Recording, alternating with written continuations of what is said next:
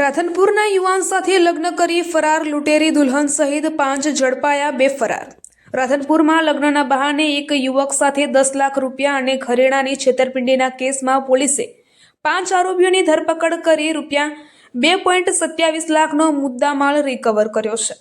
પાટણના રાધનપુરના જેઠાસરના રહેવાસી બાબુ ભરવાડ સાથે ગુનાહિત કાવતરું રચી આરોપીઓએ તેમનો વિશ્વાસ કેળવી 10 લાખ રૂપિયા અને ઘરેણાં પડાવી લીધા હતા। લગ્ન બાદ દુલ્હન ફરાર થઈ ગઈ હતી। જ્યારે બાબુએ પોતાના પૈસા અને ઘરેણાં પરત માંગ્યા ત્યારે તેમણે બળાત્કારના કેસમાં ફસાવી દેવાની ધમકી આપવામાં આવી હતી। આ મામલે રાધનપુર પોલીસ સ્ટેશનમાં ગુનો નોંધવામાં આવ્યો હતો। પોલીસે વડોદરા, રાજકોટ અને બોટાદ ખાતેથી આરોપીઓની ધરપકડ કરી છે।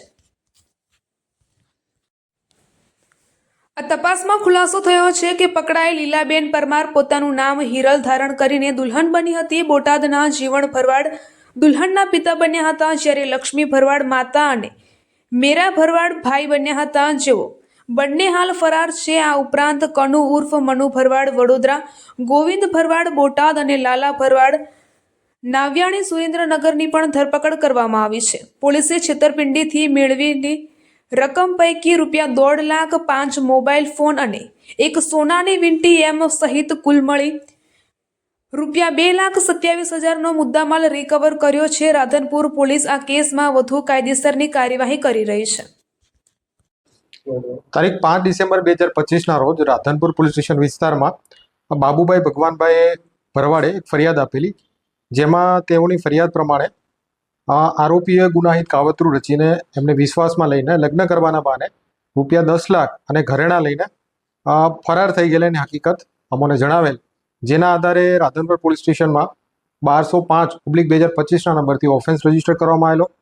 આ ગુનાની ગંભીરતાને ધ્યાનમાં લઈને respected border range IG Chirag Kordia સાહેબ, રિસ્પેક્ટેડ એસપી સાહેબની સૂચના મુજબ રાધનપુર પોલીસ સ્ટેશનના પોલીસ ઇન્સ્પેક્ટર આર કે પટેલની આગેવાની હેઠળ અલગ અલગ ટીમો બનાવવામાં આવેલી હતી અને આ અલગ અલગ ટીમોએ આ ગુનાને શોધવા માટે પ્રયત્નો કર્યા હતા।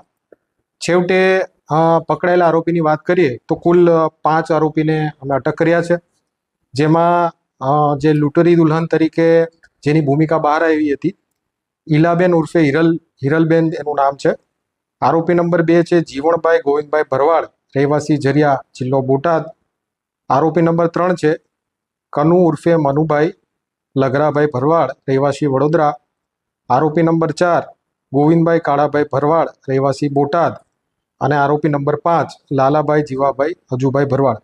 તો આ ગુનામાં કાવતરું ઘડીને એક લૂંટેરી દુલ્હનના રૂપે જે ખંડણી ઉઘરાવવાનું પ્લસ ખોટા બળાત્કારના કેસમાં ફસાઈ દેવાનું જે આ એમો સાથે આ ટોળકી કામ કરી રહી હતી, તો આ ટોળકીને પકડવામાં રાધનપુર પોલીસને સફળતા મળી છે। આ 5 આરોપી સિવાય હાલ તપાસમાં બીજા 2 આરોપીના નામ ખુલેલા છે, જેમની વાત કરું તો લક્ષ્મીબેન જીવણભાઈ ભરવાડ અને મેરાભાઈ જીવણભાઈ ભરવાડ, બંને રહેવાસી બોટાદ, જેને અત્યારે હાલમાં પકડવાના બાકી છે। હાલ ટોટલ 5 આરોપીને આપણે અટક કર્યા છે અને 2 આરોપી પકડવાના બાકી છે। ટોટલ મુદ્દામાલની વાત કરીએ તો હાલ રાધનપુર પોલીસે ₹2,27,000નો મુદ્દામાલ રિકવર કર્યો છે।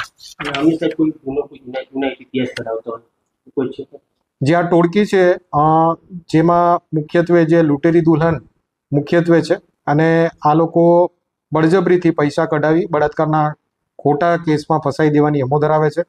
અગાઉ ગુનાની વાત કરીએ તો રાજકોટ શહેરમાં અને બગદાણા એટલે કે ભાવનગર પોલીસ સ્ટેશન ખાતે પણ આ સેમ લૂંટેરી દુલ્હન વિરુદ્ધ 2 ઓફેન્સ રજીસ્ટર થયેલા છે।